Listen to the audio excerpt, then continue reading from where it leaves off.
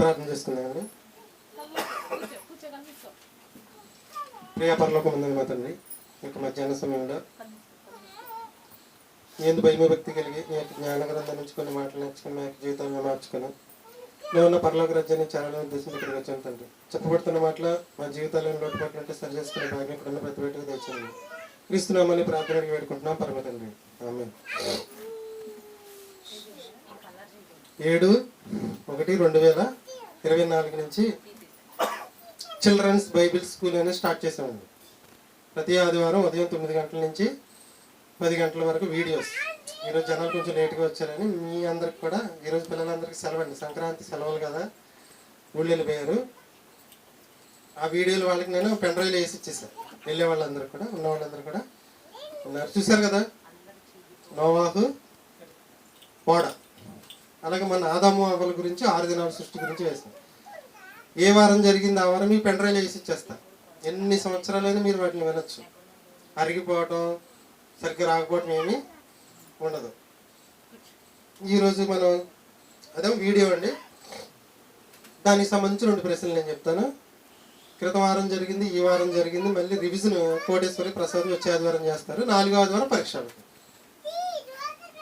ఆ 4వ ఆదివారం పరీక్షలో 9 నుంచి 10 వరకే మన చర్చికి ముందే జరిగిపోద్ది ఇదంతా. ఎవరైతే ఎక్కువగా చెప్తారో వాళ్ళకి అప్పటికప్పుడు గిఫ్ట్లు కూడా ఇచ్చేస్తాం. పెన్నులు, పెన్సిళ్ళు, వాళ్ళు చదువుకోవడానికి బుక్స్ అవన్నీ కూడా. ఓకేనండి. ఈరోజు మనం ఉన్న దాని మీద చిన్నపిల్లలకి క్లాస్లో ప్రశ్న ఏంటంటే, మొత్తం అంతా స్టోరీ ఎవరి గురించి అంటే నోవా గురించి. ఇప్పుడు సాత్విక ఉందనుకోండి, 1వ తరగతి 2వ తరగతి బాబు 2nd క్లాస్. నోవాహు గురించి 4 వాక్యాలు చెప్పగలదు. ఆదమాల పిల్లోడు ఉన్నాడంటే పెద్దోడు 10 వాక్యాలు చెప్పగలడు. ఎవరు ఓపిక వాళ్ళది. నోవాహు గురించి 10 వాక్యాలు ఏంటంటే, నోవాహు నీతిమంతుడు, నోవాహు నిందారహితుడు, నోవాహు తన తరములో యథార్థవంతుడుగా ఉన్నవాడు. నోవాహు అనగా అర్థం ఏంటంటే నెమ్మది అని అర్థము. దేవుని దృష్టి యందు కృప పొందినవాడు నోవాహు. తన తరములో నిందారహితుడిగా ఉన్నవాడు నోవాహు. దేవునితో కూడా నడిచినవాడు నోవాహు. దేవునితో కూడా నడిచినవాడు అని రాయబడిందండి బైబిల్. దేవునితో కూడా నడిచినవాడు నోవాహు. అతనికి 3 కుమారులు, షేము, హాము, యాఫెతు. ఆ స్టోరీ మొత్తం 3 కొడుకులు కనబడ్డారు మాకు. 3 3 హైట్లో, 3 3 సైజుల్లో ఉన్నారు.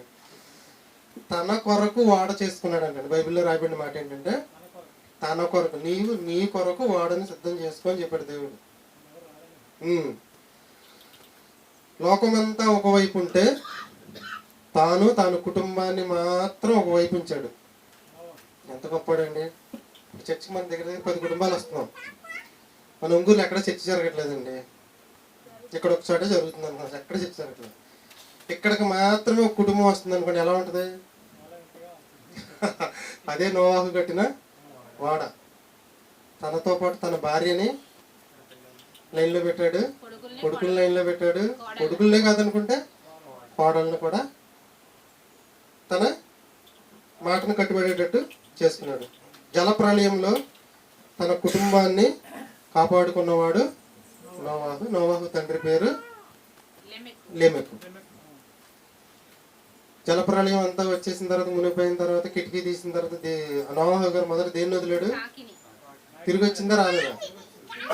కాకిని పంపించాడు, అది తిరిగి వచ్చింది. పావురవును పంపించాడు, మళ్ళీ అది తిరిగి వచ్చింది. మరలా పావురవును పంపించాడు, అది తిరిగి రాలేదు కదండి.